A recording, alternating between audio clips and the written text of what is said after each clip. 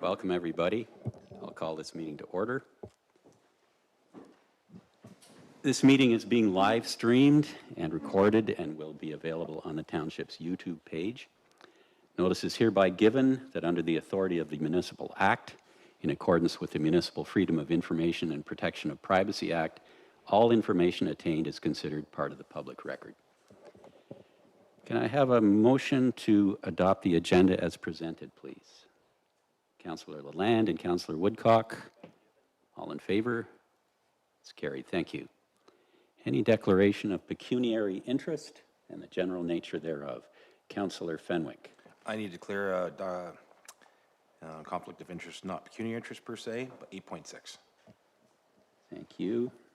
8.6 declared by Councillor Fenwick. Yeah, the reasoning, Rob? It's a request for something, and my name's actually, it's about me, it's physically attached to me. Okay, does that satisfy you, Clerk Teeple? Okay. We have a public meeting before we get into the main body of the agenda and the open forum preceding it. Under 4.1, this is to discuss the permanent closure and conveyance of an unopened municipal road allowance, which is part of the road allowance between lots 12 and 13 in concession 1. In accordance with section 34 of the Municipal Act, as amended, and the Township's public notice policy, notice is hereby given, provided that the Council of the Corporation of Township of Stone Mills has received a request from abutting landowners to close and convey an unopened municipal road allowance as follows: part of road allowance between lots 12 and 13, concession 1, and this public meeting is being held to consider this request. Any person who claims that their lands will be prejudicially affected by the closing and conveyance of this highway, or who has knowledge of why this closing and conveyance should not proceed, may make a presentation at a regular council meeting. The recommendation is that the Council of Stone Mills receive the report and enact a bylaw to permanently close and convey any interest of the municipality in the unmaintained road allowance previously named, and that the mayor and clerk be authorized to sign and seal. And we have a presentation from our planning consultant, Holly Newitt of Foten Planning. Holly, are you ready?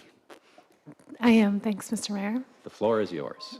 Through you, road allowance closure application RC 2026-03 was submitted by the applicants to stop up, close, and convey part of the unopened municipal road allowance between lots 12 and 13, concession 1. The identified parts are to be conveyed to the adjacent property. The applicants intend to pursue future planning applications to improve the existing irregular lot fabric on the site and to rectify the location of various existing buildings that exist both within the road allowance and are straddling existing lot lines. The proposed road allowance closure was identified by Township staff at the time as the first step in this process, and future planning applications will follow through due process. I am happy to answer any questions that members of the public or council have. Any questions from council on this item? Councillor Lalande. Through you, Your Honor. Holly, I'm sorry. When I zoomed up the second map with the yellow in it, it distorted the text. So I live on County Road 1, and I think I live near wherever you're referring to, but I really couldn't picture where lot 12 and 13 were on County Road 1. So can you just describe where this property is? Like, is it close to Newburgh? Is it close to Camden East? Is it close to Yarker? That kind of thing? And if you don't mind, thank you. Thank you, and through the chair. Yes, so it is located on the south side of County Road 1, between Newburgh and the boundary with Napanee. So it's in kind of the southwest corner of the municipality. And the closest property with a municipal address is, oh, I've lost my place. There we are.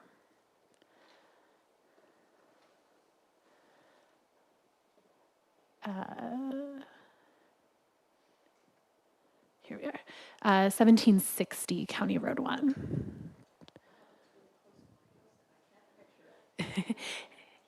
There is an existing large barn in the back, and then there are two dwellings up closer to the property.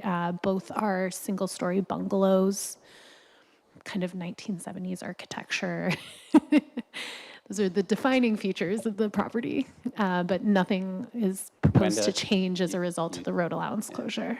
Sorry, Wenda, use your mic, please, when you're responding. Oh, you're done? Okay. Okay, sorry, thanks. Thank you, Holly. Anyone else with a question from council? Anyone with a comment or concern from the public on this item? Oh, sorry, Wenda, or sorry, Crystal, go ahead. Yeah, just the mention of future planning. Do we have any idea what the anticipated future planning for that lot, those lots may be? Thank you, and through the chair, they'll be proceeding through a number of lot additions is the anticipation right now, again, to clean up what is some unique lot fabric and to ensure that the existing buildings are no longer straddling lot lines. So it's more of a technical application that will come forward, likely through the Committee of Adjustment based on the type of applications that are being proposed, but they're working with staff right now to identify the next steps and move those forward. Thank you. Anyone else? So just for clarification then, Holly, some of the buildings are actually on township property as things stand? Through the chair, that is correct. They are long-standing buildings, so nothing recent, but there is currently a barn that goes across the road allowance. So closing the conveyance closure and stop up is the first step for us to be able to move forward and improve that lot fabric. Thank you. Okay, unless there is any further comment or question, I will call a question. All in favor? Oh, we need a mover and a seconder. Yes, Councillor Milligan and Councillor Fenwick. All in favor? That is carried. Thank you. Which brings us to our open forum section. In this section, anyone who wishes to speak to an item that is on the agenda can register up until a few minutes before the meeting and speak to an item. And this evening we have one registrant for open forum, and that is Rod Hughes. Rod, did you wish to come forward?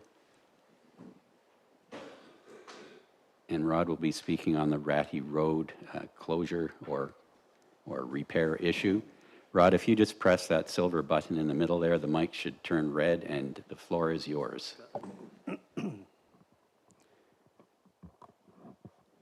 Reeve Wise, Deputy Reeve Davidson, members of council.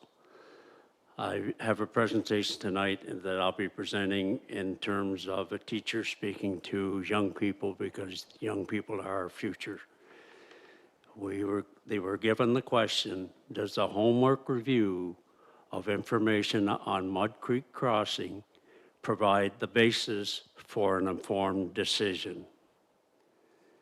Rod, excuse me, I should have told you at the start, this is a 3-minute presentation. So Right.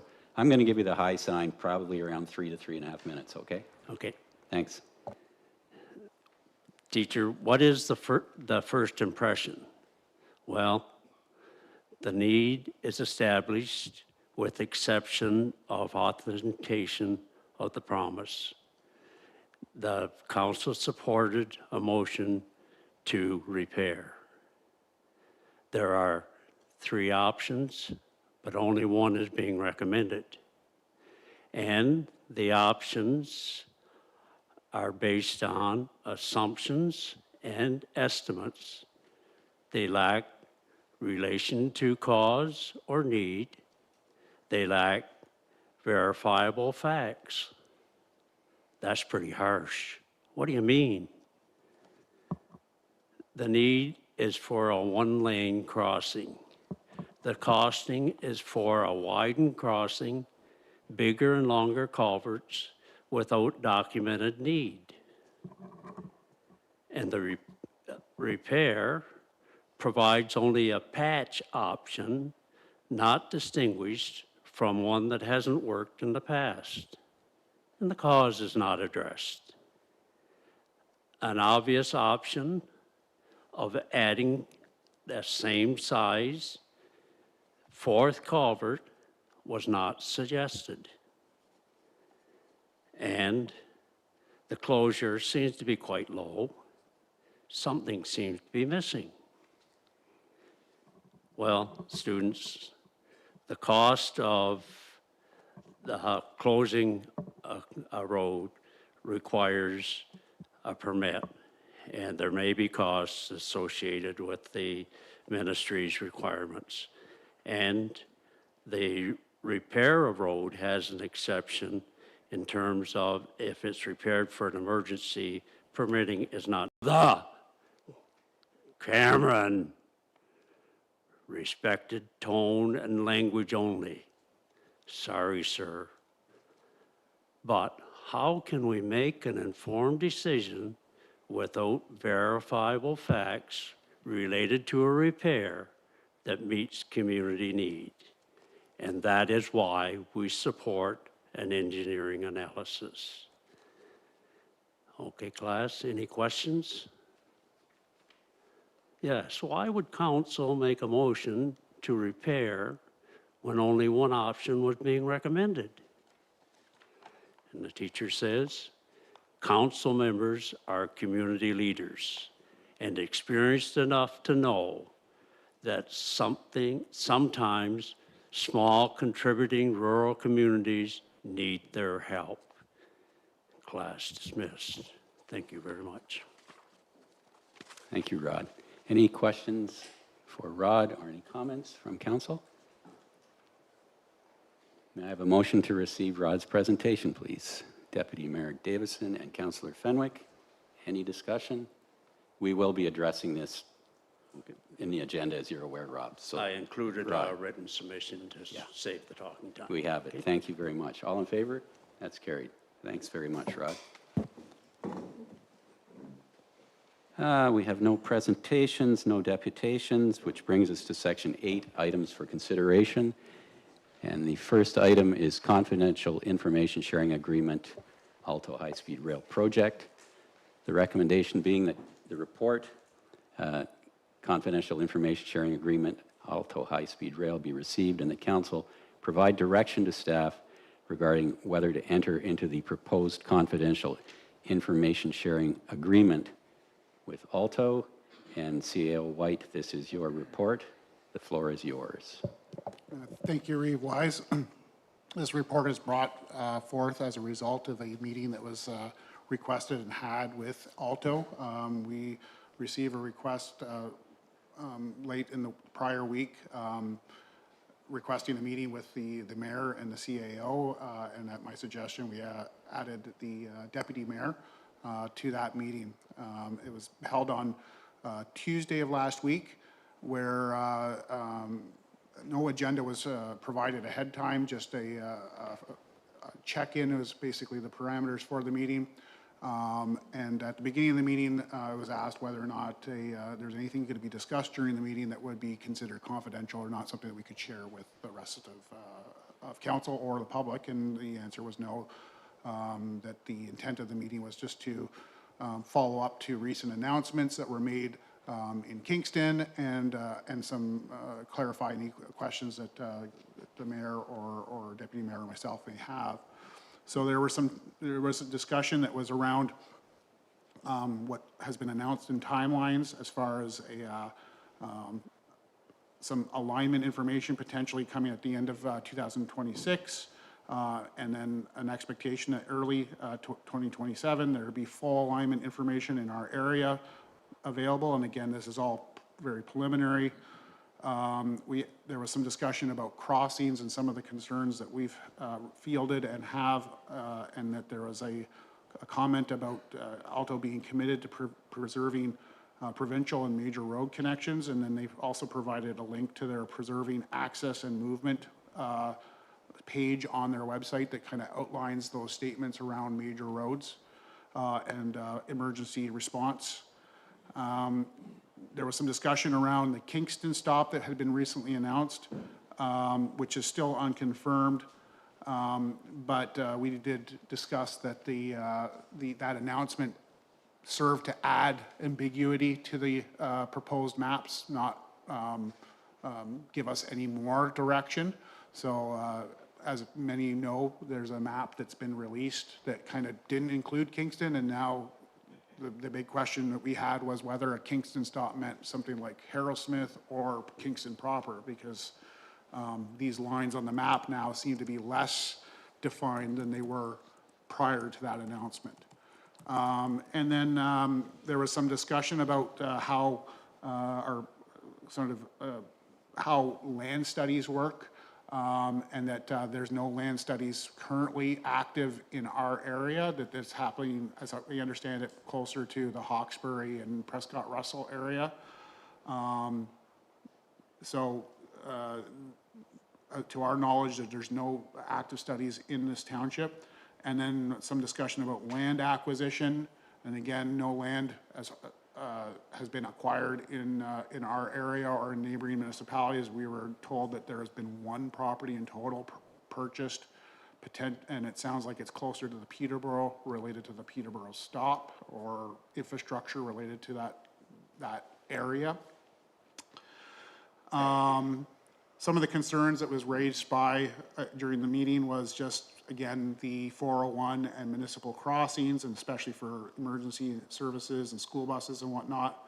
Capital planning for future for the township. How do we plan if potentially there's a train line that potentially would change those plans, and so how do we make a decision in those in that vacuum?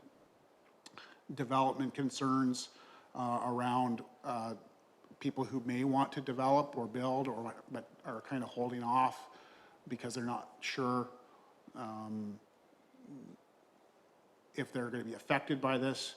We also drew attention to the karst topology that's in the area as a concern, because we regularly run into that with our own development applications. And then just the general fragmentation of the road network should something like this come along. And again, just trying to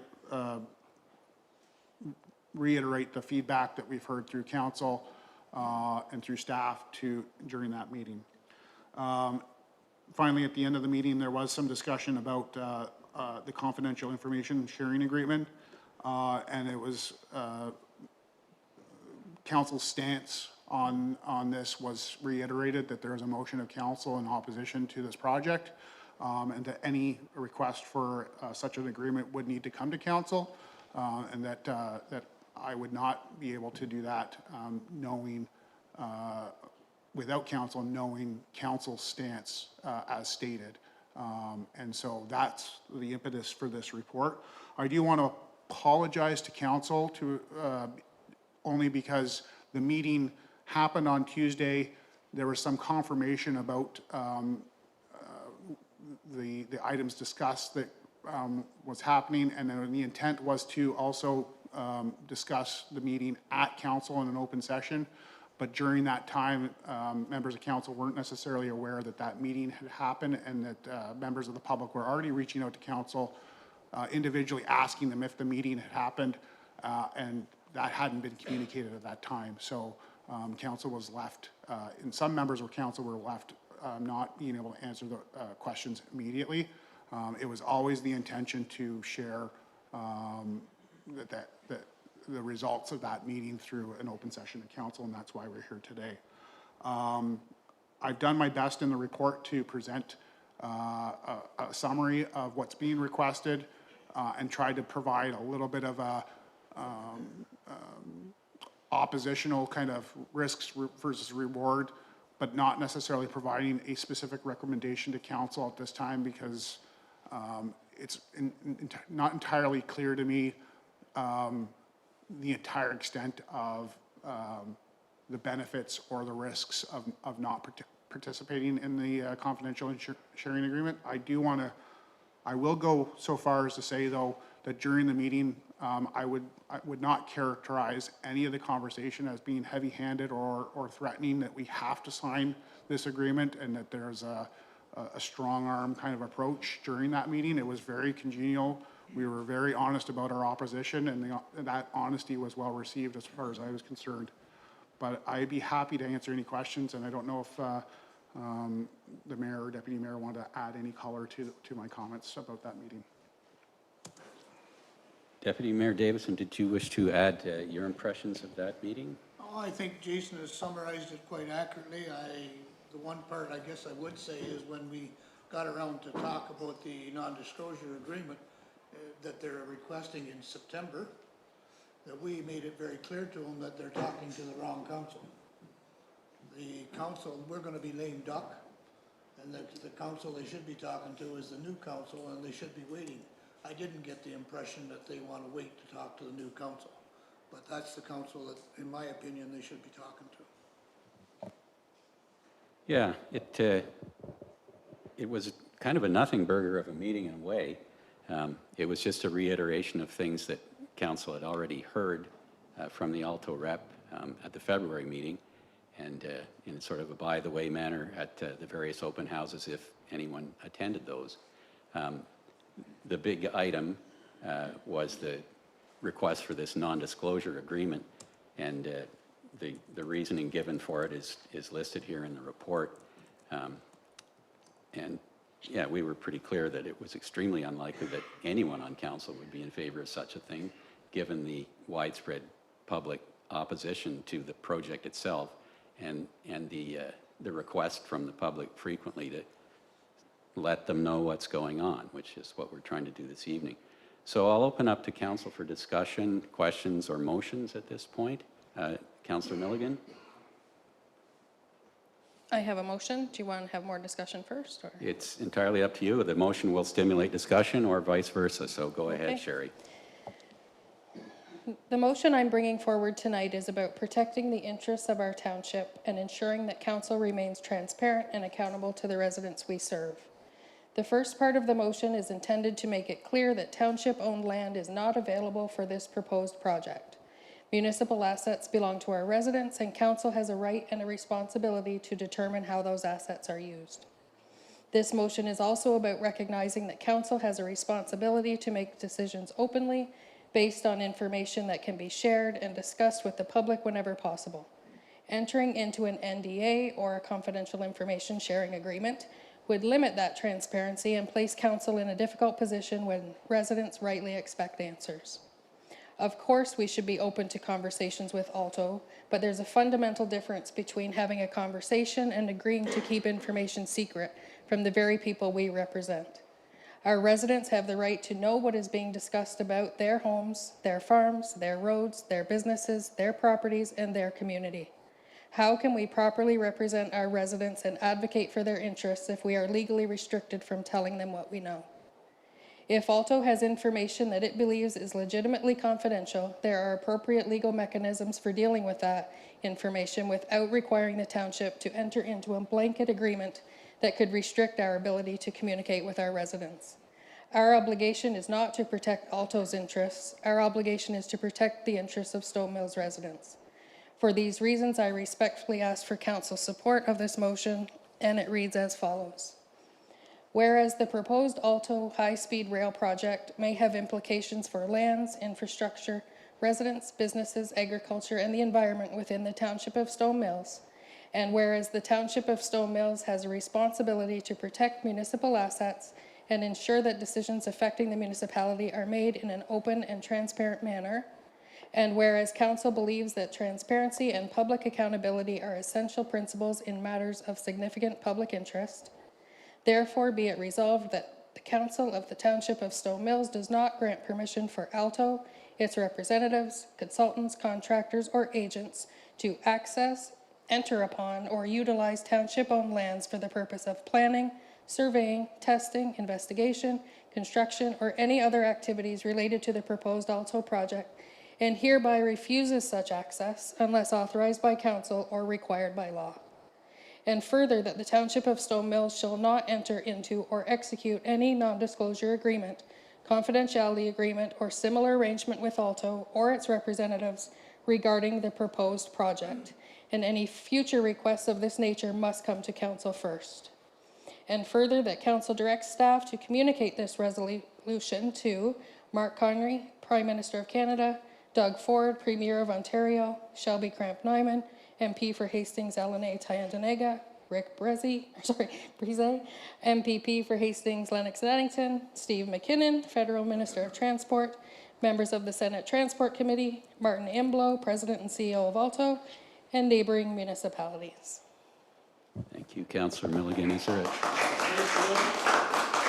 Is there a seconder for that motion? Councillor Lalande, any discussion? Yes, Councillor McDonald. I was just wondering, when you were speaking with them, was there any concern for the municipalities that are not going to sign? Was there, they saying, well, if they don't sign, there are going to be these things happening or this happening? Anything, any discussion there? Go ahead, Jason. Not in any kind of specific nature. I think it's fair to say that that there may be conversations that we may not be included in if there are a number of, this is hypothetical, but if there are a number of neighboring municipalities or what have you that do enter into such an agreement, there'll be conversations that are going to be happening within the confines of those agreements, and I would imagine us not being a part of that agreement we would not be at that table. But that's, it's not entirely clear to me. I can't advise council to the size of that risk at this point. It's just, it does need to be verbalized that there is some risk that there are conversations that we will not be privy to, that other agencies or organizations may have prior knowledge to. And so it's just, and that's why I feel it's difficult for council to really weigh those, that pros and cons at this time, but understand the opposition to the agreement. Go ahead, Wendy. Were they looking at any dates in specific? Because like Doug said, they weren't looking at the next council. They were hoping we would. It's my understanding that they would like to have some meetings set up in the September timeframe, which is why, again, I apologize to council that we don't normally amend the agenda after it's published, but because there was potential for meetings in September, we wanted to, one, get this on the agenda as quickly as possible so that I could get direction and on how to proceed, and two, so that we weren't having a quick turnaround should there be like a meeting, you know, being requested shortly after our first council meeting in September. And I didn't want to leave it out there for a month that this is waiting to be get some direction, both for council and for staff and for residents. Anyone else? Yes, Councillor Fenwick. Yeah, Jason, I want to thank you for putting this together. I know that, as you mentioned, it was added at the last minute. I was very pleased to see that, and I appreciate the really in-depth explanation as to what occurred during that meeting. It's not that there is anybody here that wouldn't trust the three of you in particular to do what we have put forward we want done, and to understand how we feel about this. You've seen it, we all know it, but it is extremely valuable to everyone in this room and everyone in the township that we're very, very clear about that, and that everybody understands what we are and aren't doing. I appreciate the fact that by not entering into this NDA, we may not be privy to some information or influence on where this may run or what have you.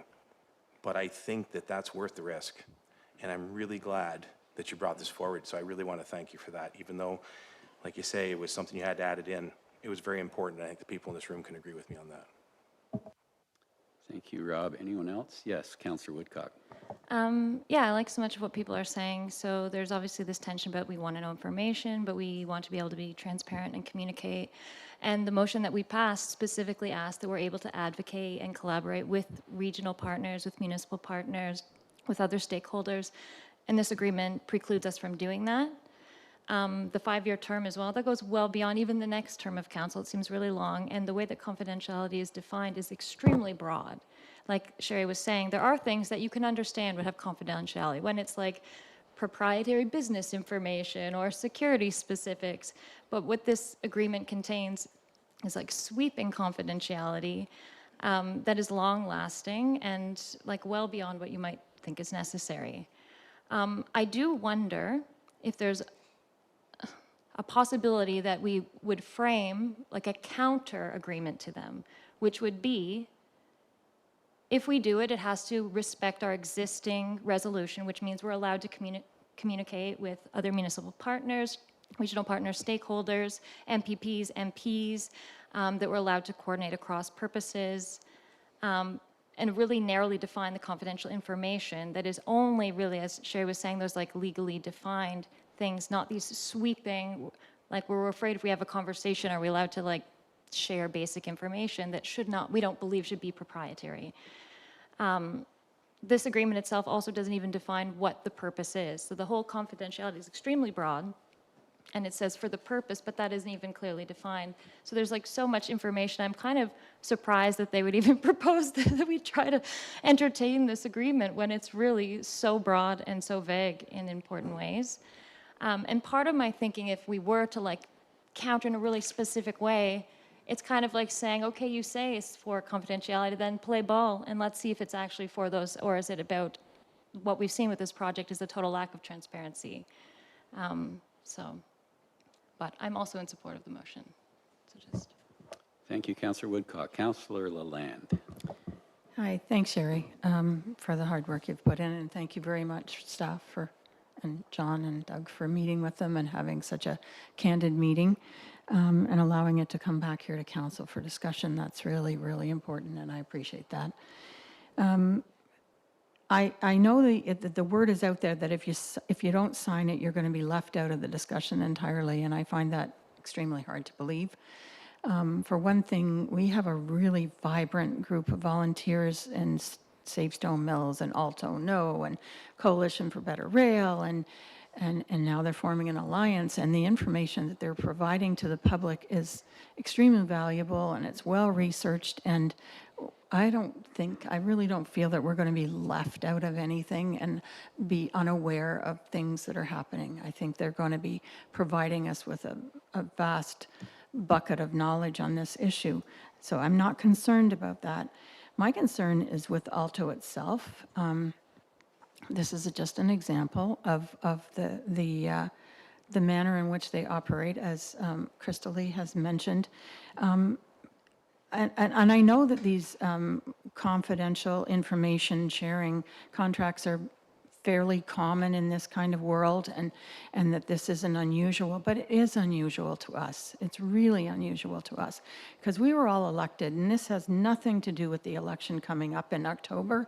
This has to do with what we were elected for 4 years ago and 4 years before that and before that, and that is to be the voice of the people. So we know what the people, you can tell just by driving up and down the roads what people are thinking. The signs are all over the place. We do not want this rail, high-speed rail, going through our township. So we can't sit here then as elected officials and say, well, we're not going to be your voice. We're going to sign an agreement, whether it's changed a little bit and made a little more palatable.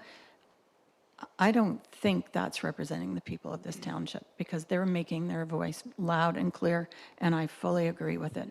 The research that Alto has done has been very preliminary and very poorly based. I'm so glad you brought up fractured bedrock. Thank you very much, Jason, for pounding that in, pardon the pun. We all know what fractured bedrock is here. All you have to do is drive down our roadways and you see it all over. And you put a high-speed rail on top of fractured bedrock, and that train is more likely going to derail. So I don't think they're thinking about this. I don't think they're considering the Lido clay that's up around the Rideau Lakes, which apparently turns to liquefaction with heat. So there's another potential derailment. This is just a bad plan in this area. It just should not happen. And by signing a non-disclosure agreement here at this table would just be another part of a bad plan. I think we need to look at the past research in the UK. They reviewed how many municipalities signed these NDAs, and then they went back years later and looked at it and said, okay, were you happy with that? Was that a good thing? And the outcome was their voices were not heard, mistakes were made, Portions of the project were abandoned with no opportunities for the landowners to regain the expropriated land. So that didn't work. And then in Quebec, there was another project in 2016 called BAPE, B-A-P-E, and it was promoting the tools, supposedly allowing the communication between the townships and that company, which also had Cadence as one of their leads, which is part of Alto. And they weren't being engaged, they were just being informed. So the agreement that was established, the NDA that was established there, just created information sharing, but no engagement with the stakeholders. So I don't think by signing the agreement, we're going to be gaining anything. And thank you, Sherry, for bringing that forward. Thank you, Councillor Lalande. Anyone else have any comment or question? Well, I will simply add that as the other presentations we've had from Alto, this is characterized by its vagueness. And both of you referred to that. If they could have named specific, even if they were hypothetical circumstances under which this would be to the advantage of the residents of the township in a way that we could have explained to all of our constituents, this is why we signed it, it's if this and if that, then thus and so. But there was nothing. It was just an implication that we might miss out. It's very hard for me to believe that a major national infrastructure project will play favorites because one municipality has signed a non-disclosure agreement and another hasn't. We might, a few weeks after the fact of some particular technical issue being discussed, get our input. But to suggest that it would be ignored or we would lose out is pretty hard to believe, frankly. And if it is the case, it's reason for me for the first time in my life to vote Conservative.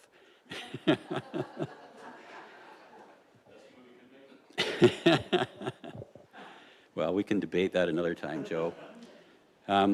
Anything further? Deputy Mayor Davison. Yeah, I'm sitting here listening quite calmly, and everybody's speaking quite well of where we're going, but one comment that was made I have to speak up to about, and that is engagement. There's no engagement here. Anybody thinks that there's going to be a two-way conversation is dreaming.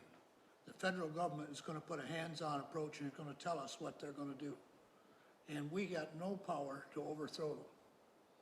And that's the unfortunate fact of this. And I just think, don't think that non-disclosure is going to allow you to get in there and negotiate, because I don't think it's going to do that. Anything further? Councillor Woodcock. Just to add to what Doug is saying, 100% that access to information doesn't mean we'll have influence. And we know so often consultation is really just treated like a stamp, right? They've already got their vision in mind. And I think how generic this NDA is speaks to how much they're really not even taking this consultation process seriously.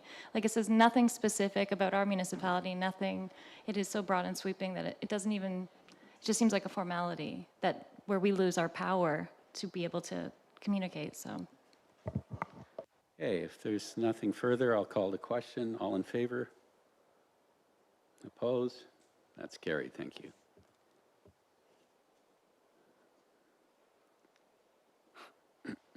Okay, that brings us to 8.2, which is the British Home Child Proclamation request for 2026. This is something we've done a few times before, thanks to the advocacy of Glenda Griffin, a local resident. The recommendation is that we receive the British Home Child Awareness Proclamation request report, and that Council proclaims September 28th as British Home Child Day, and information be posted on Township social media platforms, and that the British Home Child Day flag be flown for the month of September. Can I get that on the floor, please? Councillor Milligan and Deputy Mayor Davison. Any discussion? Seeing none, I'll call the question. All in favor? That is carried. Thank you. This brings us to 8.3, which is a special event permit application for an event called Breakfast on the Farm, special event permit application. The motion would be the report be received and that council approve the special event permit application for breakfast on the farm. Can I get a mover and seconder to put that on the floor, please? Councillor McDonald and Councillor Fenwick, any discussion? Brandy, did you wish to speak to this? Through you, Mayor Wise, nothing further to add. They've submitted all the necessary documentation and no comments were received by staff, so recommending approval. Okay, thank you. Any discussion from council? All in favor? Oh, sorry, Wendy, go ahead. There's probably no way, if we know something like this is open to the schools, there's probably no way of knowing that. Through you, Mayor Wise, it is an open event, so if the schools were aware of it and wanted to plan on attending, I don't see what would be stopping them. That would be up to the promoters to publicize it to the schools. And I noticed in the information that children can attend for free. It's $5 for your meal for an adult, so yeah.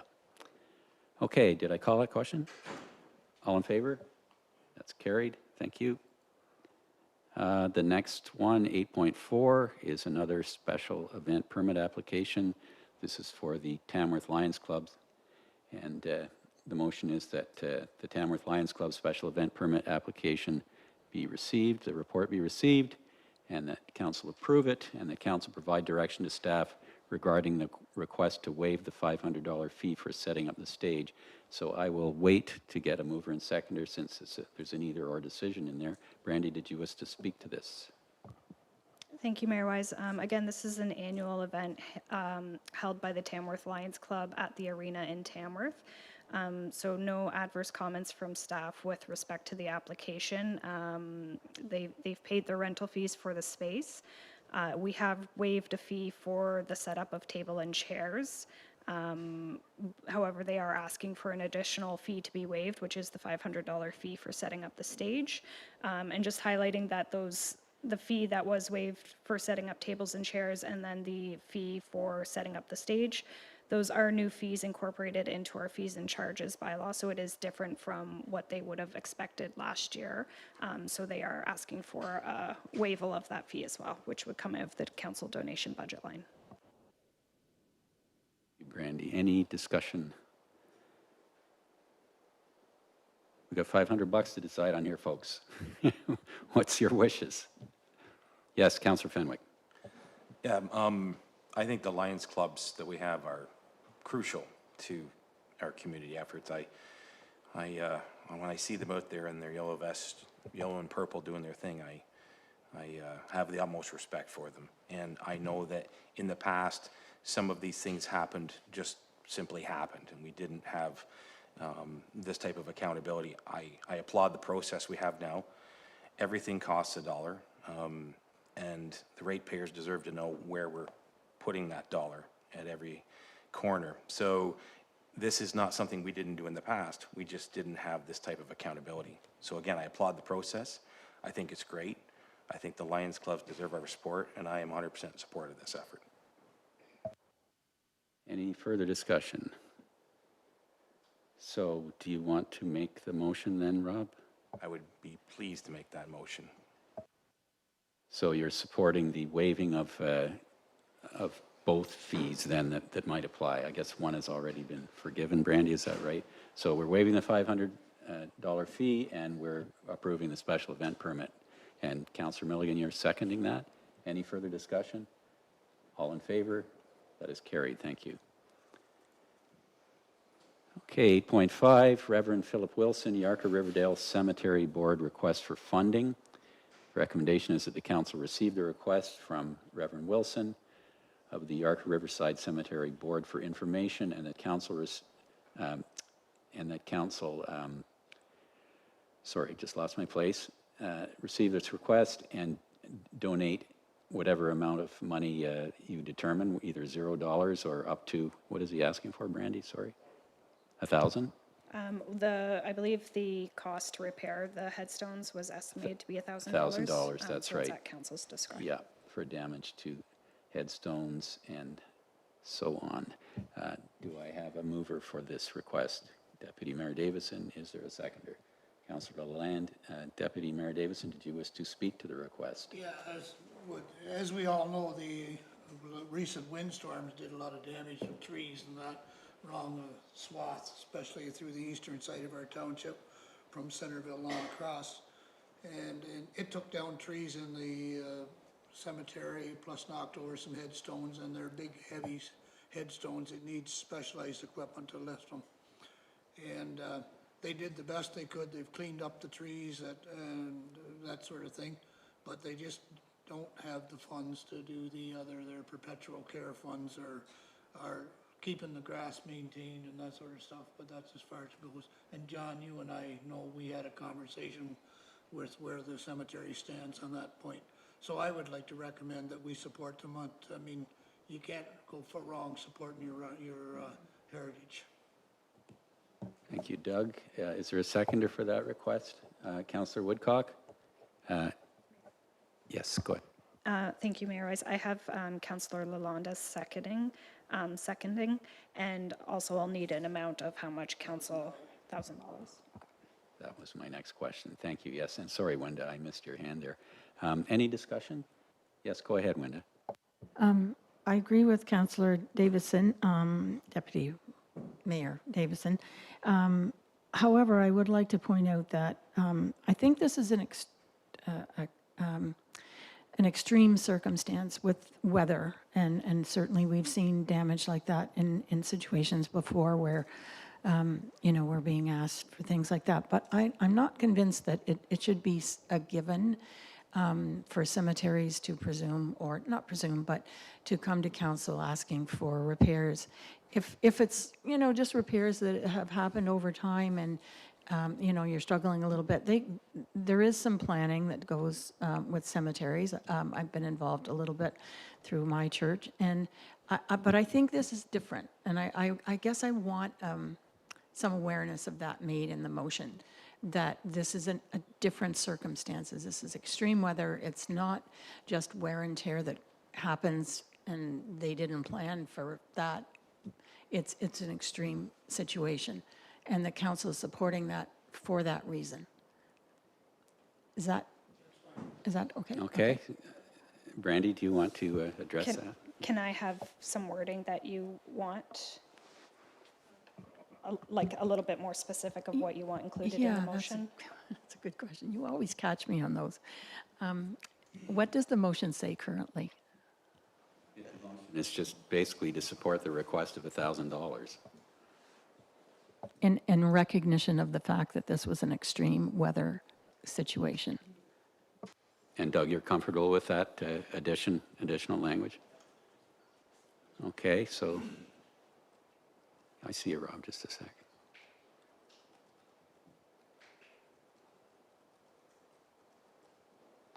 Okay, what have you got there, Brandy? Through you, Mayor Wise, I just included, so as it reads right now, that council received the request from Reverend Philip Wilson of the Yarker Riverside Cemetery Board and donate $1,000 funded through the council donation budget line in recognition of the extreme weather event that occurred.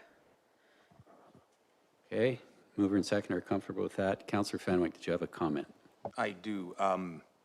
One of the things, and Doug makes a great point, both points taken. This is a difficult one. When I read this, I thought to myself, this is an odd one. Simply because we have to think about precedent. And when a gravestone is knocked over, regardless of the reasoning, and I do understand the inclement weather thing, does that mean that we are now putting ourselves in a position where we're going to spend ratepayers' money to look after these headstones? On the other hand, to your point, if the motion reads that this would put this particular organization in serious financial hardship, then that is different. So it's not just about the weather. It's about the fact that this isn't just simply we don't want to spend the money or we prefer not to. We all know that if cemeteries, if their perpetual funds are depleted and they end up in the negative, then guess who gets to own these cemeteries? We do, forever. So we just picked one up 3 meetings ago, if I recall correctly. And now it is our responsibility to look after that, including the headstones, the grass cutting, and all the maintenance and everything else to do with it for the rest of time. So it's a permanent burden. So I see in this being when I read this at face value, and I want the ratepayers to hear this, you say to yourself, is this something we should be doing? But on the other hand, we're going to end up owning this someday anyways if we don't help when it's necessary. And I believe that's what we're looking at. So this is where I want people to understand that although this looks at face value like something we should maybe reconsider or not do or not support because it's a precedent, there is more to it than just the weather. The fact that this is likely going to put this particular organization and this cemetery in a very bad, precarious position that may come back to hurt us much more later on. So let's be proactive. Let's help these folks out. They're asking for our assistance for a reason. And so therefore I'm in support of it. But I think we should also put in the motion that when we would do this, we're doing this case because we do believe it may put this organization in some sort of financial difficulty and deplete their perpetuality fund. Is that how you pronounce that, Doug? Perpetual fund. Let's go with that. So, perpetual maintenance fund. So you're seeking a further amendment to say that it is a result of inclement weather and unusual circumstances, and it is meant to avoid potential serious damaging financial hardship to the organization? And therefore depleting its perpetual funds. Yeah. Yes, that would be, I just want to make sure that we paint a picture here that the path to follow on this is specific. That's Yeah, all. it's good to have that clarified. Doug? You're getting amended to death here, Doug. As long as we do it. That's fine with you, Wenda? Okay, Brandy, typing again.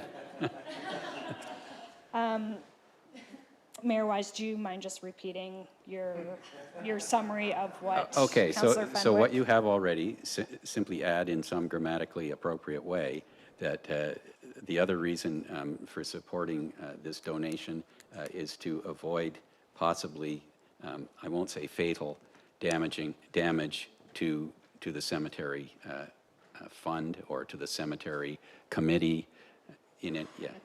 So I've included from the council donation budget in recognition of the extreme weather event that occurred and is intended to avoid future financial burden. That's specific enough, I think. Yeah, yeah, it's pretty clear. Okay, are we comfortable with that then? All in favor? That's carried, thank you. And now we come to 8.6, for which Councillor Fenwick has declared a conflict of interest, which is a request from Councillor Fenwick for a municipal flag and lapel pins. The motion would be to receive that request for information, or the council receive the request from Rob Fenwick and donate a township flag valued at $150, lapel pins and pens funded through the council donation budget. And Brandy, did you wish to just summarize the request that Rob has presented here in this letter? Sure, thank you, Mayor Wise. So we have received a request from Rob Fenwick as a resident. He is traveling to France, thank you, and going to a location where I believe a relative of his assisted in a part of the war, and it's been decades since someone from his ancestors have traveled over there. So the intent with the donation is to bring a township flag to commemorate his family member being a part of the war over there. And my apologies, Rob, if I butchered that. Thanks. That's fine, Brandy.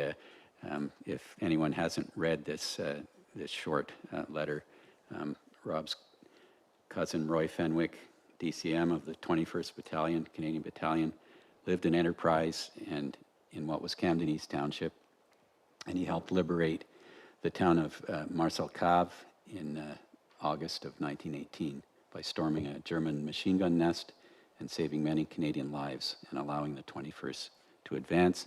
Just 18 days after this act of bravery, Roy Fenwick was killed in action and is interred just a short distance from Marcel Cave. So, Council, what are your wishes? Do you wish to honor this request? Councillor Milligan. Yes, receive and support. Yeah, do I have a seconder? Councillor Woodcock, any discussion? All in favor? That's carried. Thank you. That'll be an interesting trip, Rob. This brings us to 8.7, which is the update on Ratty Road, the Ratty Road follow-up.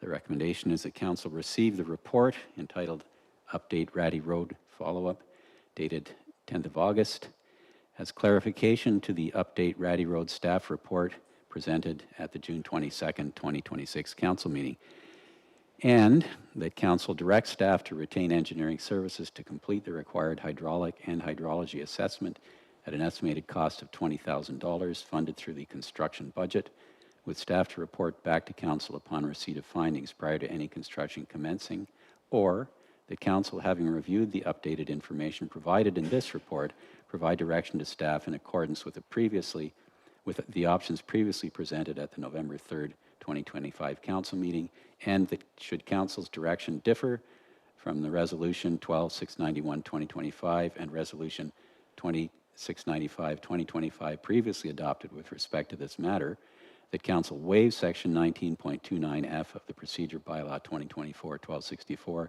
to permit reconsideration of this matter. So I won't ask for a preliminary motion since we've got two quite different, or possibly three quite different possibilities depending on the outcome of our discussion. Manager of Public Works Thompson, this is your report. Do you wish to highlight anything? Thank you, Mayor Wise. I don't have anything further to add to the report. However, I'd just like to clarify, Council did have three options in the previous reports. This report was specifically for the hydraulic study that came back from requirement from Quinte Conservation. So I just wanted to make sure that was clear, but I'm happy to take any questions. Thanks, Jeff. Any questions for Jeff? Any comments? Yes, Deputy Mayor Davison. Well, when we talked about this last, I had reservations that putting the road back in existing conditions was gonna work, and I thought we needed larger culverts. I think this study will actually tell us what we do need, and it won't be a back of an envelope situation here. Now it'll be based on engineering report, so I support the motion to do the study. So that's your motion is the first item. Is there a seconder, Councillor Lalande? Is there any further discussion? Yes, Councillor Milligan. Can we just go back to before, I think, well, for my own memory and for perhaps folks that don't know what this is all about, at the beginning we were told from Quinte Conservation we did not need a study, correct? And can someone explain how we got to here? I'm sure Jeff can. Sure, I can. Go ahead, Jeff. It's in the report, but I can kind of summarize it in the report. So in December of 2025, it was communicated from Quinte Conservation that typically if it's a in statement and no increase in size of culverts or no change to the flow capacity, there's no hydraulic study. But since I submitted the permit in December of 2025, it came back in June, I believe, of 2026. And with the historical pattern of the flooding and some of the history, they looked at some of the council reports, some of the data collected, some of the photos. They felt that a hydraulic study was necessary to go forward. And that is basically, under the discussions of this report, that's 99% of their wording in an email back to myself. Okay, does that satisfy your interest there, Sherry? Sure. Yes, Jason, you have something. Yeah, just further to that, the point of the hydraulic study, based on the history that has been discussed of washouts, is two possible outcomes. One, it would just alleviate and reconfirm that building the road back to exactly the way it was before should, based on the results of the study, be sufficient. Or the other outcome is that it's been re-reviewed, updated flood information's been processed, and the hydraulic study comes back and says, well, no, bigger culverts, upgrades are required in these ways. The challenge that we have at this point in this juncture is how likely is it to come back and confirm just rebuilding it the way it was is going to be the result, or is it more likely that it's going to be a significant upgrade? And we won't know that unless we do a study, which is going to cost money. What we struggle with is if there's a general feeling that there's going to be a study that's going to require significant road upgrades, then another decision is going to be needed after the study comes back as to how much money, more money, do we continue to invest on the road with those results in hand. It could be another decision where it comes back and it's too rich for our blood to invest in significant, like a box culvert or some other infrastructure, or is that within, or is that part of the plan? And then what, or the other possible scenario is it comes back and just reconfirms, yeah, what was there before should be adequate. And given what they put in the email, they are indicating that they kind of feel that it's probably needs some sort of upgrades in order to not wash out again in the future, because and changes to the road design require those studies. So we're in a weird step here that we need to spend money to figure out how much more money we're going to have to spend to fix this road. And just to add to that, thanks, Jason, there will be a report coming back. If council chooses a hydraulic study, that report will come back to council with a design and a better costing of option 2, I believe it is, of $370,000. Councillor Milligan. So in my mind, this study could put the issue to bed.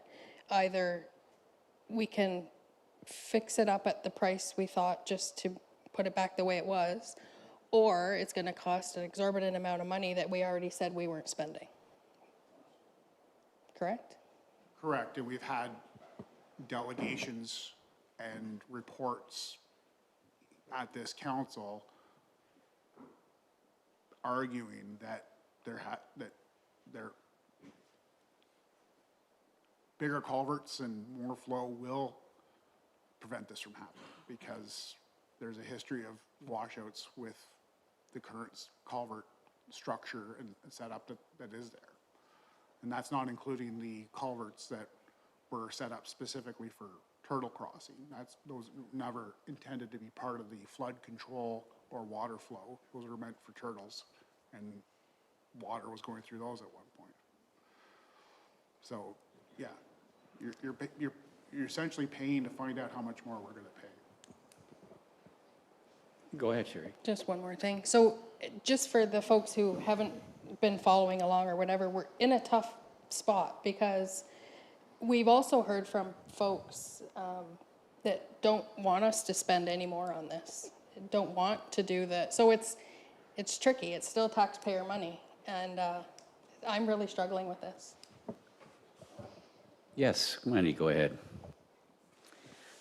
I guess it goes a little further too, because the other end of the road needs to be widened, because if we have to go across, then we have to put more money and the road will have to be fixed up. As it is now, a school bus would not even travel the other end because it's never been serviced for, or it needs to be widened because it's been down for such a while.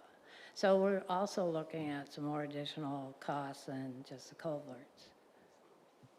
So we're getting into what ifs.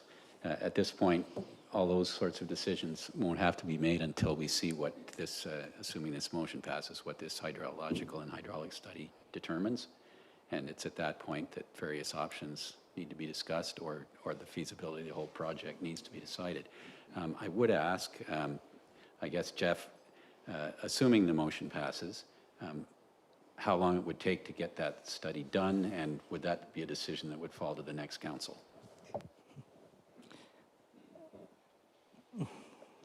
Through you, Mayor Wise, it would be the next council. I'm assuming the hydraulic study, so the upstream area that Mike Creek collects is 2,800 plus acres. So I'm assuming it'll be a 2-month study. Yes, Councillor Fenwick. This is a pain. When I was not, how can I put it? I wasn't the one to speak just alone on this, but I certainly kind of took the lead on it, I think. And I looked at everybody like I am now. This is a difficult one. It's going to cost us $25,000 to close the road. It's going to, at the time, the discussion was $50,000 to have it repaired. So the difference we were speaking of at the time was the difference between the two. We're out $25K no matter what. Gone. I justified it in my mind because I thought for $25,000 more, we have a road than $25,000 spent to not have a road. And I listened to the concerns of the residents and thinking about it was a full house at the time, we all recall that. And that was really tough because you're wrestling with the dollar and the ratepayer and tax, and budget time is a joy, as you can probably imagine. And then you think about promises that date back a century or more, and the locals and these people that have been here, and they've paid taxes, and they've raised families here, and some of them, this is the only thing they've ever really asked us for. And so I went from being, I think I might have seconded or made the motion to close it in the first place when there was no one in the room. It was not a big deal. And then all of a sudden, everybody wanted to know. And then all of a sudden, here I was kind of taking the reins and saying, let's fix this road. Now here we are. Fast forward. We go from being go fix the road up as it was. Carry on. $50K spent, we have a road. Now we're at $20,000 on top of that just to find out how much more we have to pull out of our money, out of our coffers, out of the budget. That's a big decision. However, on the other hand, here we are. If we don't spend the 20 grand, it's a mystery. I tell you, this is tough. And to those that are sitting here, and there's a few of you that are hoping to sit in one of these chairs, I'll tell you, it is not easy what we're doing here. These people, everybody who puts their money, all those tax bills that go out, like, this is what we do with it. This is not simple. We have people who want something, and we care about that, but then where does it come from? It doesn't come from the sky. It comes from all of your pockets when you work every day. And yeah, on the other hand, I do want to know, and then we'll know. And if it's out to lunch, well, then we'll walk away. But at least we can do it with a clear conscience. So I feel terrible for the next council. But this is the reality of it. I am going to say that I'm in favor of finding out what we got to do. And sometimes I wonder why, but I just think that I need to know. So I am in favor of spending the money on the study, and let's see what we got to have. Thanks, Rob. Anyone else? So we have a motion. Through you, Mayor Wise, just so I can ensure that everyone's on the same page for this motion, I'll just read it out loud. That council received the report entitled Update Ratty Road Follow-Up dated August 10th, 2026 as clarification to the Update Ratty Road staff report presented at the June 22nd, 2026 council meeting, and that staff be directed to retain engineering services to complete the required hydraulic and hydrology assessment at an estimated cost of $20,000 funded through the construction budget, with staff to report back to council upon receipt of findings prior to any construction commencing. Okay, everyone's clear on the motion? Yes? All in favor? That's carried. Thank you.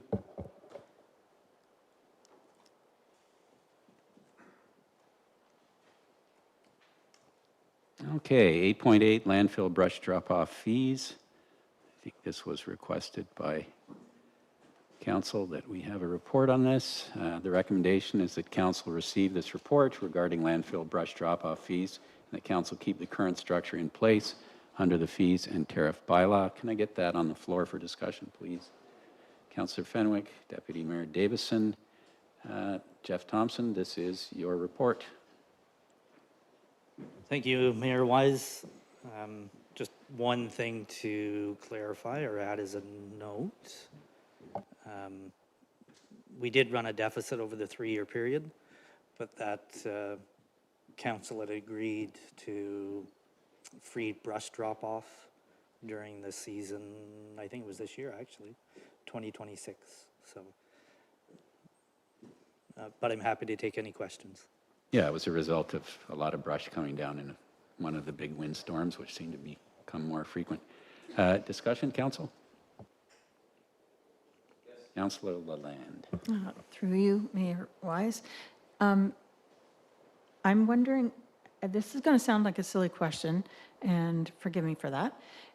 So you chop it all up. You gather in all this brush, and then you chop it all up. You chip it. You chip it, thank you. Chip, not chop. And I've seen piles of it at the landfill in Camden East. Is there any benefit or any thought or any idea that you might bag some of it up and sell it to people as mulch on their walking trails in their back 40, or so recouping some of the losses that you're occurring based on the work that you're doing that you're not getting paid for? Jeff? Through you, Mayor Wise, how much are you willing to pay for a bag?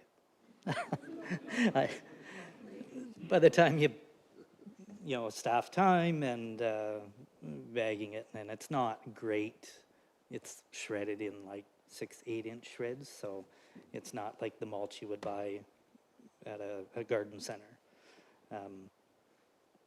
But financially, paying staff to bag it and then trying to resell it would not be a good outcome financially. Yes, Jake, you had something to add. Yes, can I add just something there? Yeah. I would not be interested in going into a township collect waste all. Would be that a lot of the undesirables that you'd want around your property, i.e. Manitoba maples, like it would just be full of seeds of things that you wouldn't really want at your doorstep. And I would just take consideration that, you know what I mean, you're full of wild parsnip seeds and Manitoba maples and whatever else you could get that you wouldn't get necessarily from buying mulch from a store. We call it surprise mulch.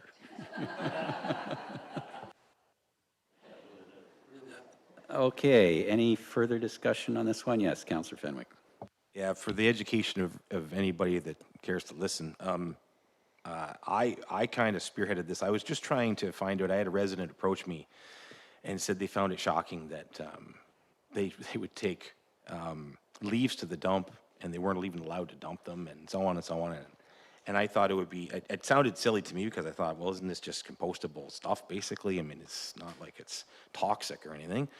And so I thought I would, is this not something we can do on a regular basis for our residents, especially with all the dying ash trees and so much of this going on, that we could offer this here and there for free. And then it was interesting, as I read up on it here and there, trying to find out why it's a problem, I didn't realize that leaves, even though they're attached to the brush when it comes in, the leaves themselves have to be bagged and composted and aerated on a regular basis or something, so it's not something you can just bury or put in the corner. There's a process to it, and it's all just regulation. And I was not aware of that. So you learn something new all the time. That's why I like to ask questions. So when it comes to this, yeah, we need to keep it as per, but we should probably do our best to educate the public as to why we do these things. Rather than just showing up at the landfill and all of a sudden they get a surprise that they can't dump it. They maybe wouldn't bring it any off the bat if they were aware of why. And that is one of the things that I found we need to communicate those things better so people better understand that we aren't just making up rules to be nasty We don't raise the price of bags just because we wish to see people pay more. There's reasoning behind it. And this is one that I wasn't aware of, and I sit here every week, every couple weeks. So it's really good we educate people that that leaves are a problem, and they have to be treated in a certain manner. And actually, Jeff, did you want to comment on how that works? Because it's quite educational. Jeff? Sure, through you, Mayor Wise. So leaves are considered compost. Our certificate of approval at the landfills do not allow us to compost. So it'd be considered like food waste that's composted. That has to be aerated and piled in a certain area of the landfill, containment with, concrete floors and whatever. But our certificate of approval does not allow us to take leaves or compost through the ministry. Yeah, you can get heating issues, just like wet hay, that kind of thing, if it packs down too much and possible combustion and so on. Anything further on this one? Do I have a mover and seconder? All in favor? That's carried. Thank you for that thorough discussion. So that brings us to a rather important item for our financial stability, which is a routine county maintenance agreement. The recommendation is that council receive the report regarding the draft agreement for routine maintenance of the county road system within the county of Lennox and Addington for information, and that council authorize the mayor and chief administrative officer to execute the agreement for the routine maintenance of the road system with the county, subject to such minor amendments as may be required and approved by the public works manager and chief administrative officer before execution. Can I get that on the floor with a motion, please? Councillor Woodcock and Councillor Milligan. Mr. Thompson, you're up again. Thank you, Mayor Wise.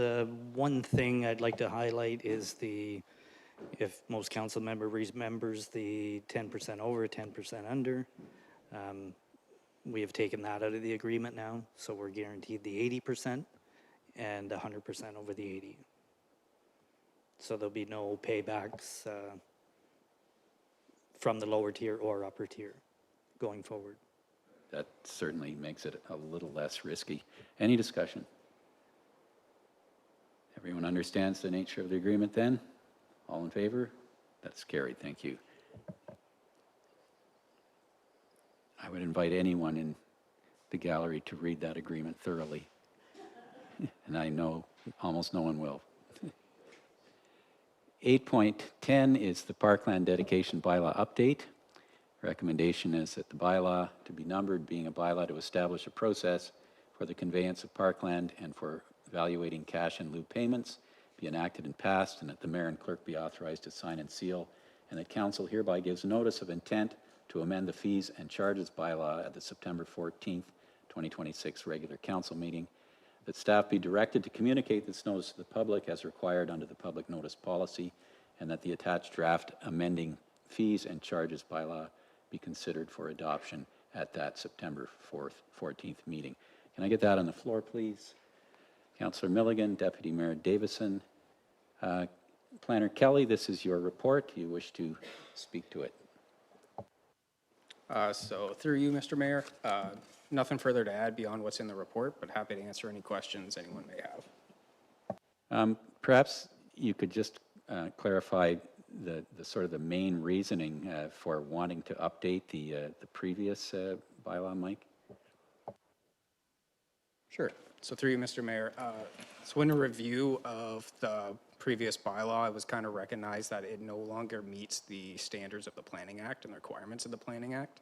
Over the last several years, the Planning Act has received multiple amendments, and those haven't been integrated into this bylaw. So just bringing this new one forward to integrate those updates and to kind of solidify other practices previously done by the township. So it's just in one bylaw that's easy to read and accessible for everyone. Thank you for that. Is there any comment or question from council? I will then ask, what happens to the, I guess it's a reserve fund, correct me if I'm wrong, Anita, that contains all the in lieu parkland payments? Does that have to be dedicated to parkland, or how broad is the application of those funds? Either one of you can answer that. So it's not very broad. It can only be used for parkland itself or equipment or facilities directly related to parkland. So it can't be used for anything other than that. It's generally supposed to be used for the acquisition of land. Thank you. Okay, council, you're clear on the implications of this amended bylaw then? We have a mover and seconder. All in favor? That's carried. Thank you. 8.11, Municipal Finance Officers Association of Ontario, making permanent the doubling of the Ontario Community Infrastructure Fund that is scheduled to end after the 2026 allocation. The recommendation is, sorry, my display here has gotten really weird. Jason, how come this column has gotten too narrow for me to read? Oh, is that right? Yeah, I tried all that stuff.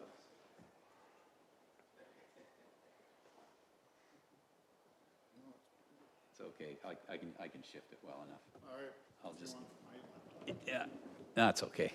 I'll just shift back and forth a little bit. Sorry, technical difficulties. It's only the short one, too.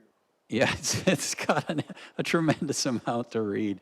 Okay, so the Municipal Finance Officers Association of Ontario, of which our treasurer, Anita Raymond, is a member, has a recommendation that the recent municipal infrastructure funding programs by the Government of Canada and Province of Ontario have tended to prioritize growth-related or housing-enabling infrastructure projects over infrastructure renewal needs, like our existing roadways and bridges and so on.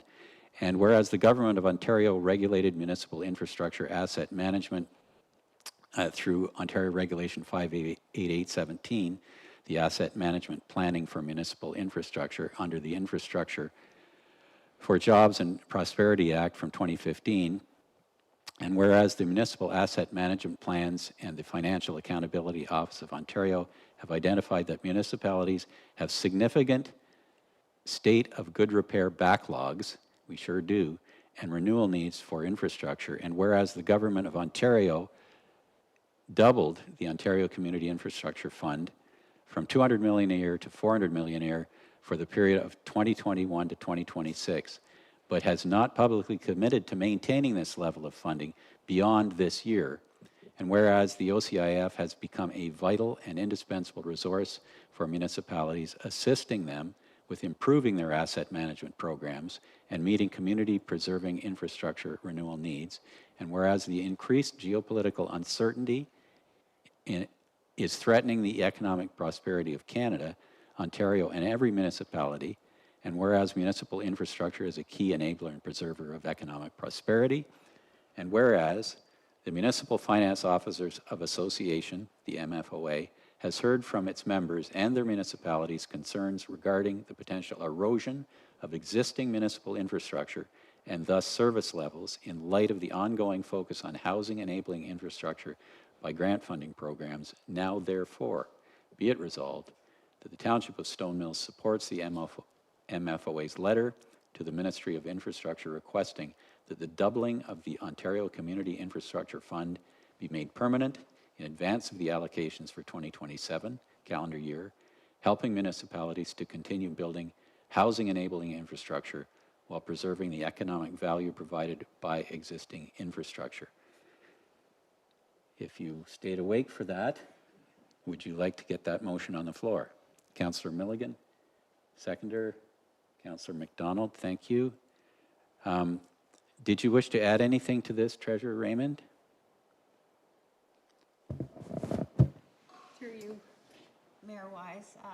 This came to our attention in one of the bulletins that came through the MFOA, and it is suggesting that they double the amount allocated to local municipalities because the allocation is not funded after 2026 is the impression, and we're not sure exactly where they're going with it, and there has been no communication opposed this. So this has been proposed to go through the municipalities, and for our purposes, for budgeting, this past year we we received approximately 225,000, and it has decreased about 40 to 45,000 in the last 4 or 5 years.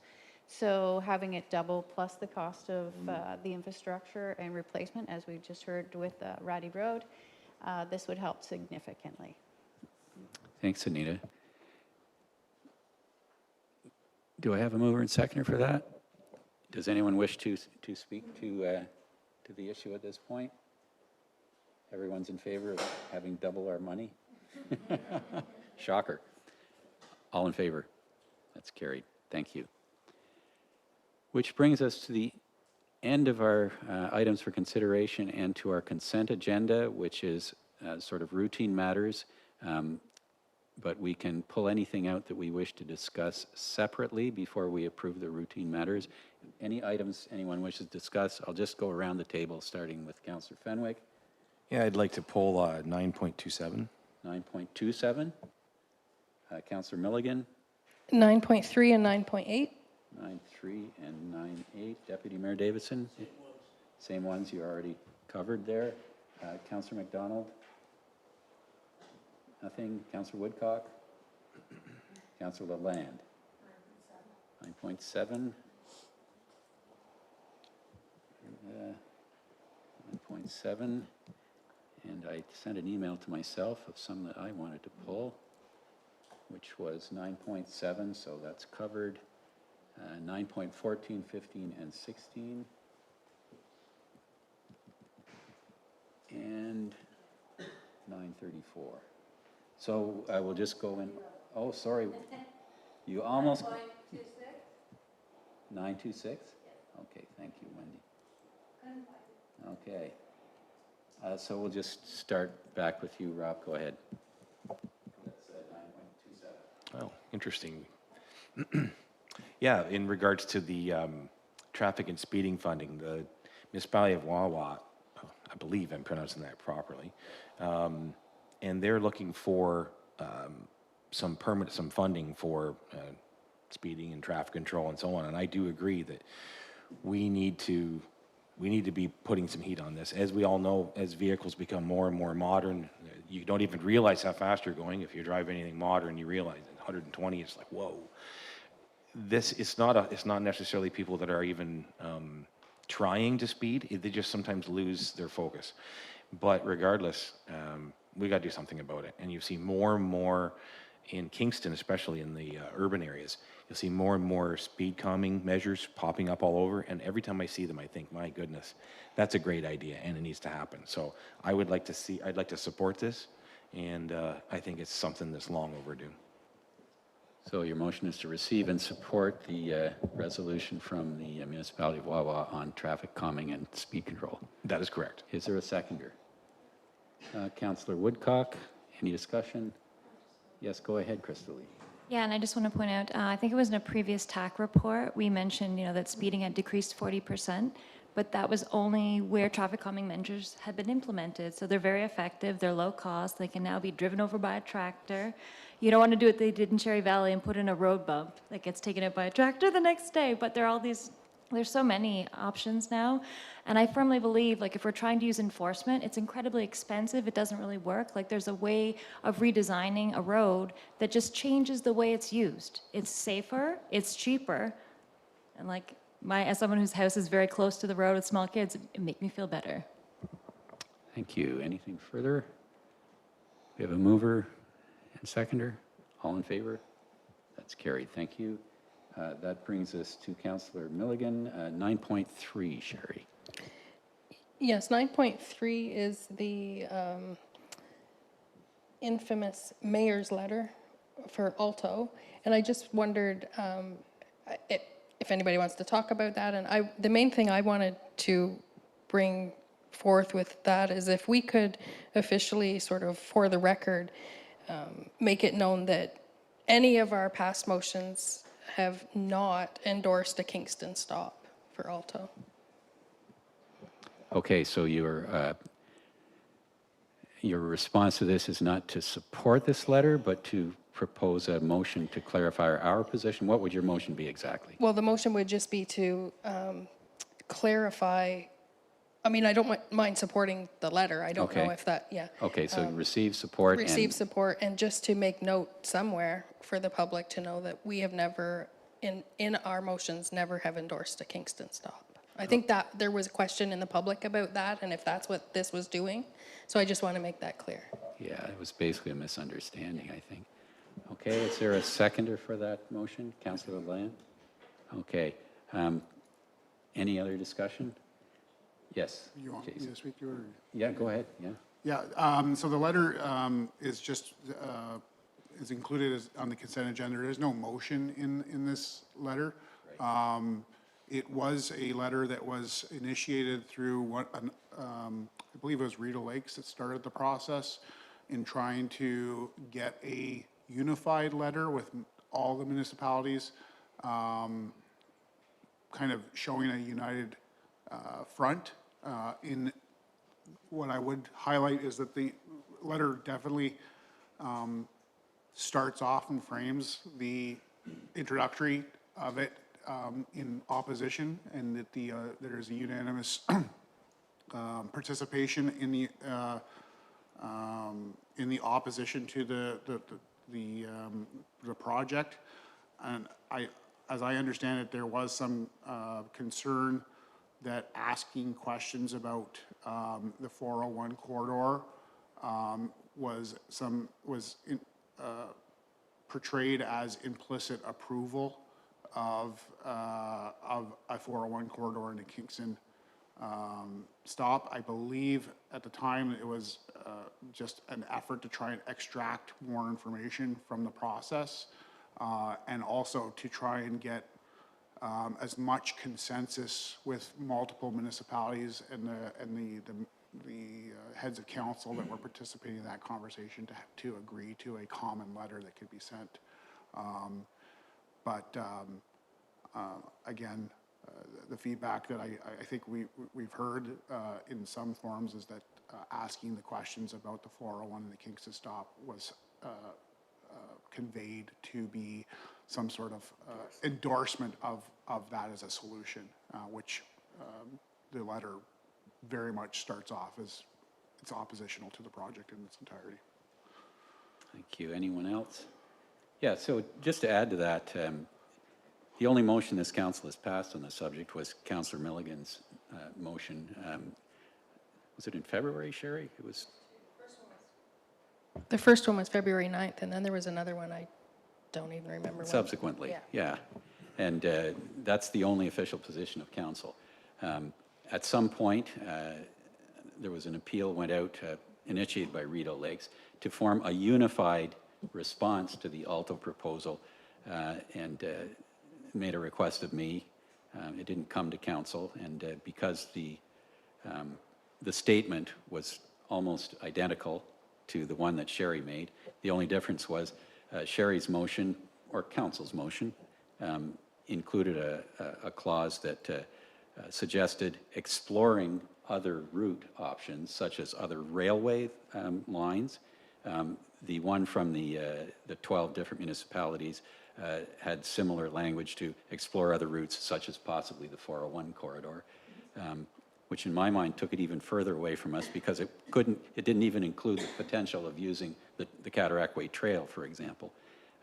And I signed that, and that went out. Subsequently, there's been concern, as Jason mentioned, that somehow suggesting that Alto explore other possibilities was somehow an endorsement or a recommendation of those possibilities. That is disingenuous, frankly, whether it was Alto or whoever else started producing that spin on things. Certainly the Minister of Transport or his staff or other people on the Alto side suggested that because of feedback we have heard, we think it is incumbent on us to seriously consider a Kingston stop. Well, the feedback they had heard was cherry-picked, because ultimately South Frontenac did decide to support a Kingston stop. Rito was kind of wishy-washy about it. Nobody else of those 12 signatories said anything else beyond what was said in this original letter, which was, why don't you look at some other options which are less disruptive? That's all that was. So I hope I wasn't out of line. speaking as the mayor when I did that without sort of seeking council approval. Seeking council approval. As far as I was concerned, it was almost identical to council. It talked about a 401 corridor exploration instead of a rail line exploration. So that's what has brought this back to us. So that's just a little clarification there. So Councillor Milligan, then your motion is to reiterate our previous motion, or how does your motion relate to the republishing of this April 30th letter? Through you, Mayor Wise, just listening to the conversation and trying to capture what I think is trying to be said, that the letter circulated by the Southern Alto Corridor heads of council be received and supported, and council for the Corporation of the Township of Stone Mills confirms their position in opposition of a southern route and is not endorsing a stop in Kingston. Perfect. It's that simple. Is there a seconder? Did I get a seconder? I did. Any further discussion? All in favor? That's carried. Thank you. So moving on, Sherry, you also had 9.8, which is the bring your own bottle question. Yes, I just wanted to bring this to people's attention. I was pleased to read this letter from the Southeast Public Health applauding us for our May 25th decision to not permit bring your own alcohol to outdoor events. And I just wanted to bring that to anyone's attention or the public's attention that might be interested in reading it. Thank you. So it's simply highlighting that. So motion to receive then. Okay. Is there a seconder for that? Councillor Fenwick, all in favor? That's carried. Thank you. And Councillor Lalande, you had 9.7. That's the grassroots growers one. Is that right? Yes. Okay. You wish to speak to that? So I just wanted to Mike? receive and support the what happened? Receive and support the Taste of the Garden event, which is August 12th, and to bring everybody's attention to the fact that the produce that has been grown in that garden is going out to the community through the legacy, new legacy, and also the overabundance is being shared as well. So if you have nothing to do on August the 12th, it would be a nice idea to head back there and check it out. It's quite impressive. So you're receiving and supporting that. Is there a seconder for that motion? Councillor Fenwick, any discussion? No, that sounds great. All in favor? That's carried. Thank you. And Councillor McDonald, it was 9.26, which is a Clearview Township resolution on public sector salary disclosure. Is that the one you're talking about? No, 9.27. 27, sorry. It's okay. That's the traffic and speeding funding. Yes, that's Okay. the salary funding, where the MPPs ask that we show anyone over 100,000.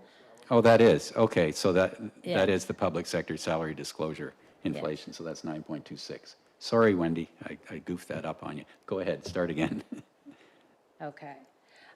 No, I just want to receive and support this, that it is outdated. It's been 100,000, probably over 20, yeah, 96, yes, a very long time. And that's very outdated, and just to support that, taking it up to 200,000, it would be much better. Yeah, it would basically keep it the same from an Yeah. inflationary standpoint. Yeah, because half the cops on the beat now make six figures. Is there a seconder for that? Councillor Milligan, any discussion? All in favor? That's carried. Thank you. That brings us to the ones that I had separated out. If I can just find them and get this over with.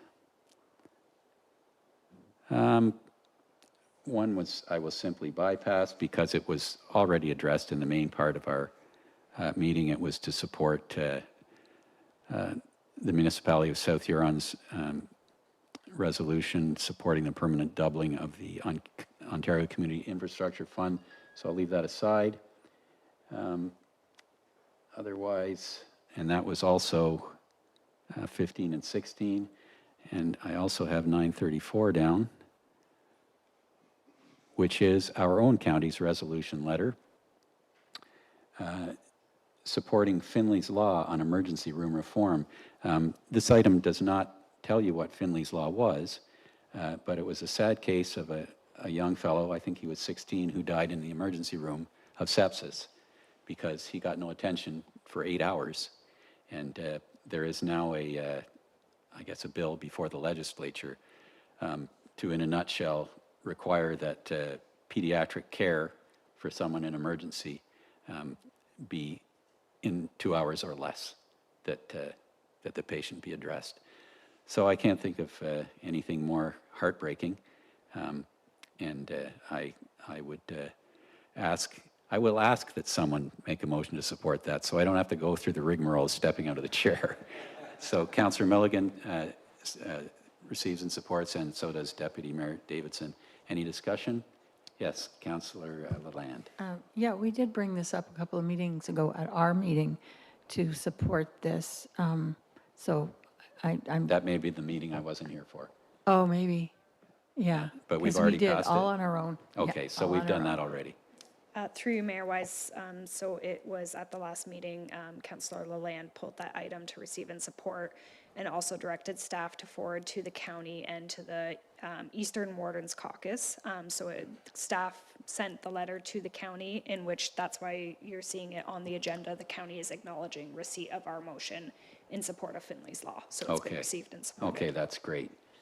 I appreciate that. So that was my omission from being on holiday. Okay. What's that? No, well, it probably won't, for various reasons. Okay, so any consent item that we did not extract, we need a blanket motion to approve the rest of the consent agenda, please. Councillor Fenwick and Councillor Milligan, all in favor? That's carried. Thank you. Item 11 is notice of motion or direct motion, and Councillor Milligan has provided a notice of motion at the July 13th meeting. And the recommendation is that council direct staff to create and maintain a dedicated Alto information page on the township website, and that the page be used to provide residents with factual, up-to-date information related to the Alto project, including township resolutions, council decisions, public notices, meeting dates, links to official government and Alto resources, and other information deemed appropriate by the CAO, and that the purpose of this page be to improve communication, transparency, and public access to information regarding the proposed Alto project and its potential impacts on Stone Mills Township. Sherry, did you wish to speak to this further? Nothing further to add that I think we haven't already talked about tonight. Okay, is there a seconder for this motion? Councillor Lalonde, any further discussion? All in favor? That's carried. Thank you, Sherry.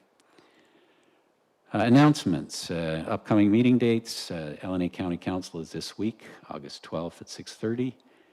Committee of Adjustment, Wednesday, September 9th at 5. And regular council meeting, the first one in September is the 14th at 6:30. And we'll be back to our 2 meetings a month since the summer will be over. Any announcements from councilors? Councillor Fenwick. Yeah, just to, now that we've passed and my declaration is behind me, to quickly elaborate on why I'm wanting a township flag to go with me.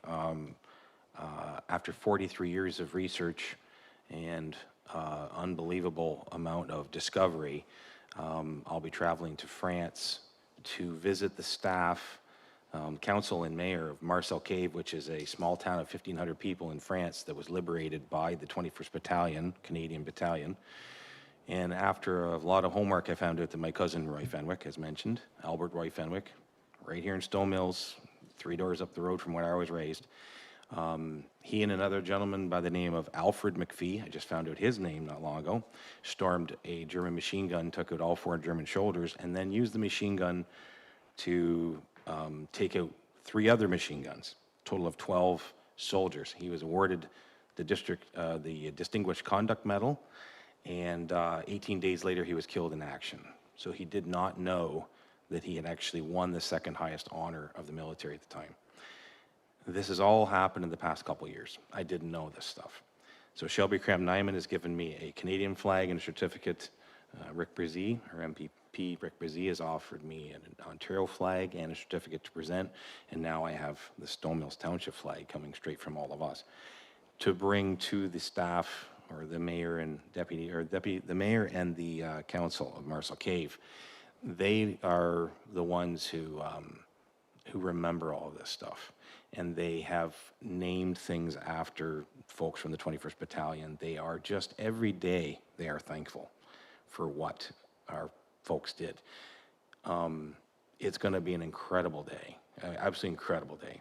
So I will be with my wife. We will be the first and only relatives in 107 years to visit his grave. Sorry. I get a little emotional about this, so I apologize. I'd like to thank the council for giving me this flag. I didn't want to just go buy things. I wanted it to come from the people. And I want to thank the Legion as well for donating some items as well, which will travel with me. And I'm really sorry, folks, but this is a big deal for me.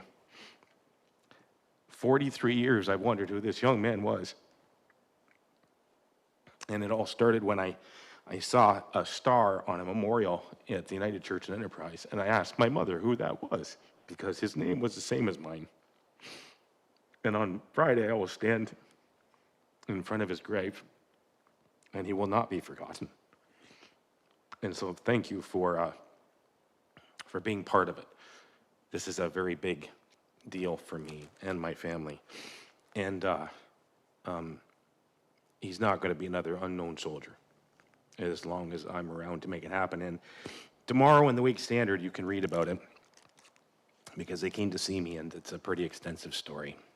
And when I return, there'll be a lot of pictures and video and details, and I really want people to bring this young man back to life. He was 21 years old, same age as my son. And it's important, so thank you. Thanks, Rob. The very personal effect that this has on you and the meaning it has for our community is obviously significant. My father was a professor of history, a fairly distinguished one, and his specialty was the First World War. My grandfather fought at 2nd Passchendaele, and it's probably, I mean, you can't rate wars, but in terms of dogged survival and futility and mismanagement, it was just it was the first really big, high-tech kind of war. And all kinds of young men and women fought in that war, believing in a heartfelt way that they had to. And they did.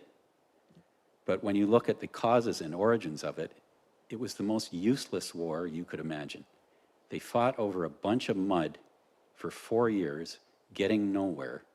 And yet, our people went because they believed in their hearts that they were defending us. And to me, it's just such an example of what sincere people will do when they believe they're being properly led and are in fact being improperly led. It was a tragedy, and that doesn't diminish anything what you said. I'm proud of my grandfather. He breathed gas at Passchendaele. He died at 60, partly because of the damage that he suffered. And I bet you, many of you could go back in your family histories or friends of your families and find individual examples that are as touching as what Rob just explained there. If it really moves you, sometime take a look at some of the histories of those units and some of those operations. You'll shake your head. The Second World War was quite a different situation. That was evil incarnate, marching across Europe. The First World War just should never have happened. It's so sad. I'll be very interested to hear what your impressions are when you come back, Rob, and good for you for going. Yeah, I'll be looking forward to hearing about it. Any other announcements from anyone around the table?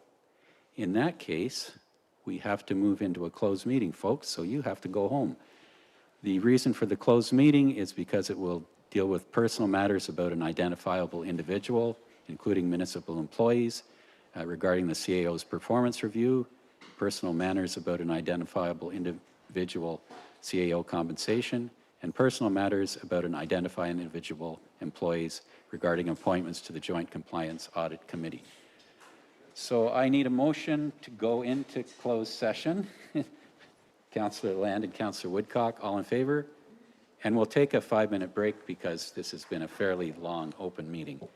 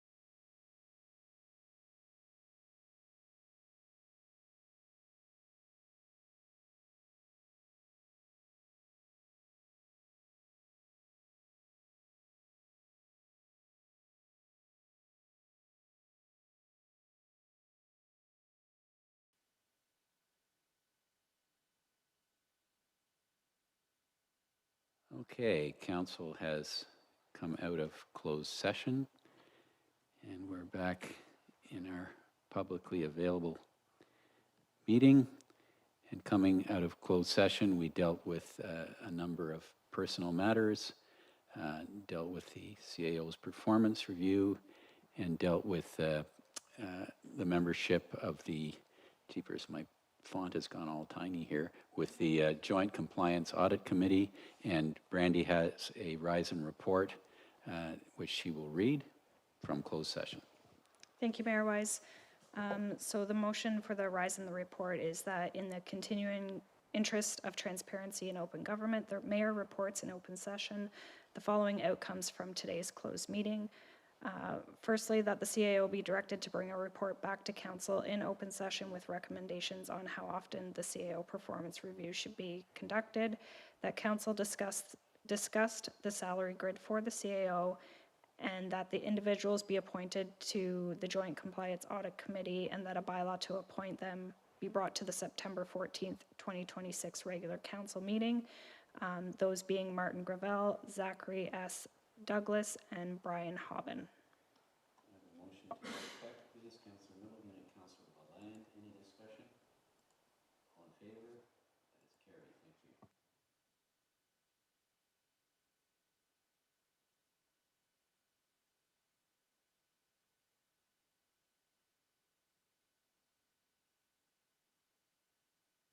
I'm going to have to start over. So I guess I didn't even get to name the movers and seconders. Okay, Brandy's picked that up. Okay, so we need a mover and seconder then for our confirmation bylaw. Can I get that again? Councillor Woodcock and Councillor McDonald. All in favor?